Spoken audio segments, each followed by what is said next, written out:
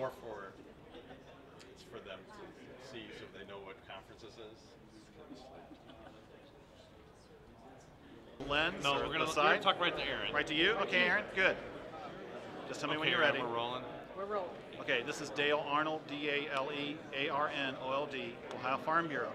Today we talked about energy development, and a lot of our friends and neighbors are finding out that by 2025, 25% of our need for fuel as well as electric generation are going to come from on-farm resources.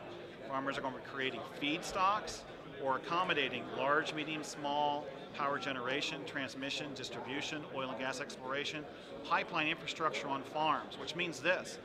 They are involved in energy development right now. They need to be able to effectively negotiate, understand their situations, take a look at a number of things that as these particular technologies come to the community, they're able to discuss, negotiate, and also ensure that once they're installed, they're going to be able to use their farm ground just as efficiently and effectively as they was than before. So that's important. Also taking a look too is that many farmers already have the answers. It's just the questions they don't know yet. What questions do you need to ask basically an energy service provider, an attorney you want to have represent you in the negotiation? Questions you want to ask folks with regard to financial planning, tax ramifications, royalty, all those come basically into play. And so we need to get geared up to help a number of our friends and neighbors address those issues. That was great. Okay. Couldn't ask for more. Thank you very much. Yes. That was great. Thank you guys.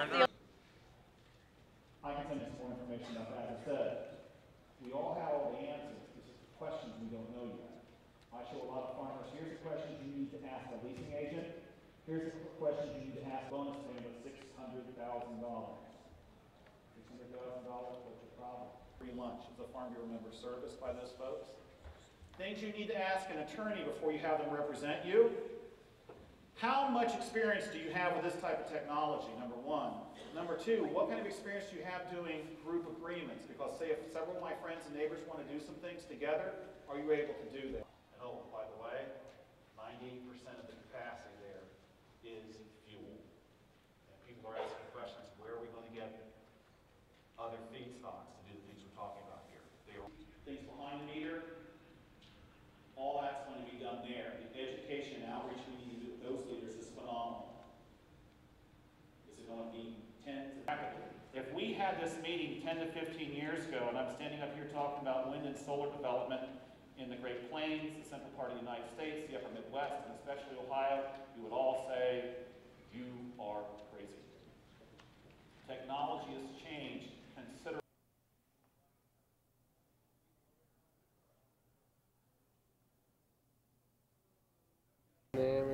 Yeah, go ahead and say your name. Spell out your name. Okay, Garrett Hawkins, G-A-R-R-E-T-T, Hawkins, H-A-W-K-I-N-S. And tell us who, your title. Okay, you work. Director of National Legislative Programs with Missouri Farm Bureau. Okay. In the presentation today, we talked a lot about the changing face of regulations when it comes to highway transportation as well as inland waterways, and we talked a lot about the need for certainty for farmers in planning for the future. For you, what does certainty look like? Well, certainty is truly the key word when we talk about all aspects of transportation.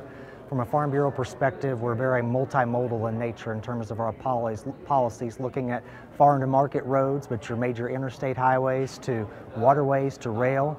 And so when we talk about certainty, truly from a big picture perspective, it's funding certainty to make sure that these big infrastructure projects have the commitment from the investment side so that we can bring the projects to fruition. We're also talking about certainty from a regulatory standpoint, and truly when it comes to hauling your own commodities. For a farmer hauling his own livestock or grain, the certainty to know that you're in compliance with state and federal regulations. And what we've seen is a patchwork of regulations from state to state, and through MAP 21, the new federal highway bill, we have really worked to streamline and clarify regulations so that farmers know what applies to them, but regulators also know how to apply it to agriculture. And then lastly, what would you want Farm Bureau members who attended this session to bring home to their states? What is the take-home message for them? Well, the take-home message is that essentially we have two debates. You have debates about major infrastructure investments that also require large investments in capital, whether federal taxpayer dollars, state taxpayer dollars, but also private investment. We also have other items that bring about regulatory certainty that may not have a large price tag, but still keep farmers in the game, so to speak, to make sure that you can haul your commodities and be in compliance with regulation. Truly, at the end of the day, we need Farm Bureau members to help set the debate or dialogue to remind folks that within agriculture we have to have certainty in transportation, to farm policy, to energy, to taxes, to trade. And it truly is a jigsaw puzzle, and all pieces fit together to make sure that agriculture is vibrant. Thank you. Okay. It's interesting where legislation on the national level in many states is going. We're going basically, what we're talking about, a diversified energy portfolio. A lot of people are saying, why, Dale, why are you so busy doing these particular types of things? Rose, you know, the day is coming where we really have to sort out what are our priorities, what is truly the role of our federal government, and especially part of the challenge that we've had, and I know whether it's the corn growers or the soybean into barge transportation and its importance, especially to the agricultural community. You know, it was easy to draw a distinction between a farming operation out here that might use a tractor and wagons or a straight truck or a tandem. Had certain exemptions in there for medical cards. It raised the limits to 26,001 pounds, the combined weight there. But we had the medical card exemption in there, left a number, because we had no idea. I mean, like we said, we would talk to the transportation police and ask them questions, and they would have to get back. price tag, but are important to making sure that we keep you as farmers in the game and reducing. Dr.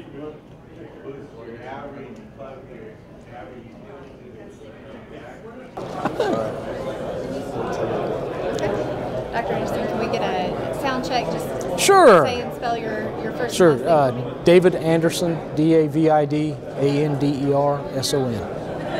David, tell me in 30, 45 seconds, just kind of wrap up what we talked about today.